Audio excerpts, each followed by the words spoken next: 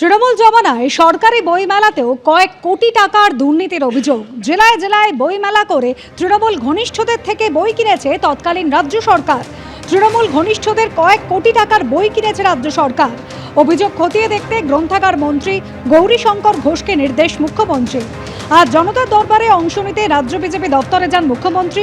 সেখানে মুখ্যমন্ত্রীর সঙ্গে দেখা করে বইমেলা নিয়ে অভিযোগ করেন বিজেপি নেতৃত্বের একাংশ। অভিযোগকারীদের সঙ্গে আলোচনা করেন মুখ্যমন্ত্রী, সঙ্গে ছিলেন গ্রন্থাগার মন্ত্রী। আর এরপরেই অভিযোগ খতিয়ে দেখতে নির্দেশ দিয়েছেন মুখ্যমন্ত্রী শুভেন্দু অধিকারী। আমি বাড়ির করে আপনাদের বলেছি, নতুন করে তো বলার কিছু নেই। বারাসাত কোর্ট ক্যাপিটাল পানিশমেন্ট দিয়েছিল। আগের সরকার 16টা পিপি বদল করে আসামিদের খালাস করার ব্যবস্থা করেছে। এবারে যে পরিবার ক্ষতিগ্রস্ত হয়েছে তারা সুপ্রিম কোর্টে গেছে, মামলা সুপ্রিম কোর্টে বিচারাধীন। আমি তাদের বলেছি সুপ্রিম কোর্টে রাজ্য সরকারের লয়াররা এখন সহযোগিতা করবে, যাতে তারা যে আবেদন করেছেন এই আবেদনের সুবিচার থ্রু সুপ্রিম কোর্ট পান। এই মুহূর্তে এটা রাজ্য সরকার বা রাজ্য পুলিশের হাতে নেই। সুপ্রিম কোর্টের আইনি লড়াইতে রাজ্য সরকারের ভূমিকা, যারা ধর্ষণ করে খুন করেছে বারাসাতের ছাত্রীকে, তাদের পক্ষে থাকবে, এটা আমি মুখ্যমন্ত্রী হিসেবে বলে দিয়ে গেলাম। সেই ধরনের অ্যাডভাইস বা ডাইরেকশন আমাদের স্ট্যান্ডিং কাউন্সিলকে অলরেডি দেওয়া হয়েছে। ওরা বিচার পাবে।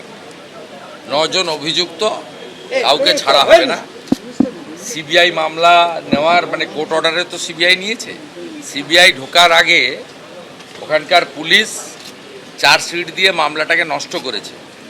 আমি পিটিশন নিয়েছি, এসপি রানাঘাটকে নির্দেশ চলে গেছে এই মামলা রিওপেন করতে, এবং পুলিশ তার আইন অনুযায়ী, ভারতীয় ন্যায়সঙ্গতা অনুযায়ী, বা যেহেতু 2021-এর ঘটনা, সেই ঘটনা অনুযায়ী তারা আইনের যে ধারা আছে সেই ধারায় ব্যবস্থা নেবে।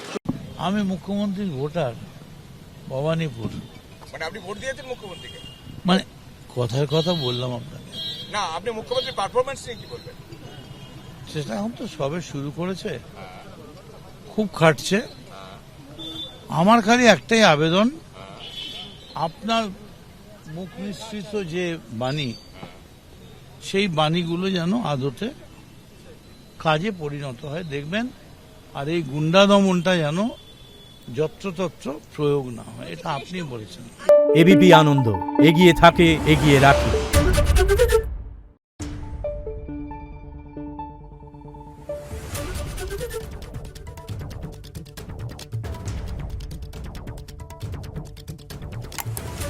Thank you.